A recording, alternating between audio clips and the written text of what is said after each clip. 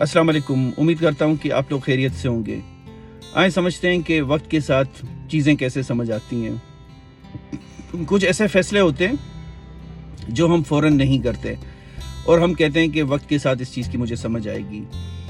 ठीक मेरे साथ भी ऐसा ही हुआ। 3 साल पहले जब मैं फ़्लैट में शिफ्ट हुआ तो मेरे ही अपने रिलेटिव हैं कासिम साहब, जो अक्सर मेरे साथ वीडियोज़ में भी आपको नज़र आ रहे होते हैं।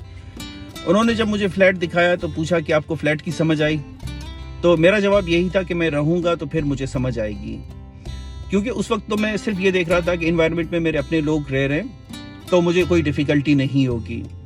फिर वक्त के साथ साथ जैसे ही मुझे साल हुआ तो मुझे अच्छी तरह से इस चीज़ का अंदाज़ा हुआ कि मेरे जो पड़ोस में लोग रहते हैं वो नहायत शरीफुल नफ्स लोग हैं, अपने काम से काम रखते हैं।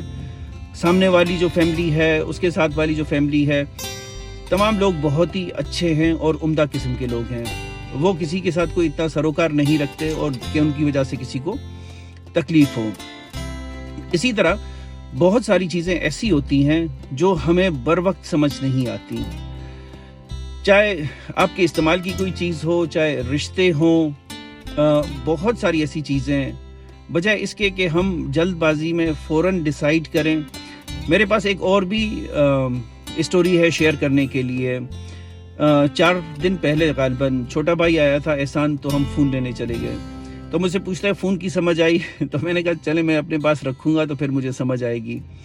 अब मैं इसे रखता हूँ नहीं रखता हूँ उसका फ़ैसला इतनी जल्दी नहीं होगा, लेकिन कहने का मकसद ये है कि कभी कभार जल्दबाजी के फ़ैसले मुश्किल में डाल देते हैं।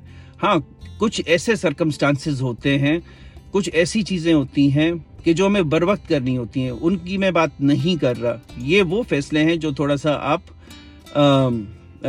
ये वो डिसीजन है जिसमें आप थोड़ा सा खुद को टाइम देते हैं, अपनी फैमिली को टाइम देते हैं, फिर आपको उनकी समझ आती है। तो इसके साथ ही अपना बहुत सारा ख्याल रखिएगा। मैं फिर किसी और वीडियो क्लिप के साथ हाजिर हूँगा। तब तक के लिए अल्लाह हाफिज़।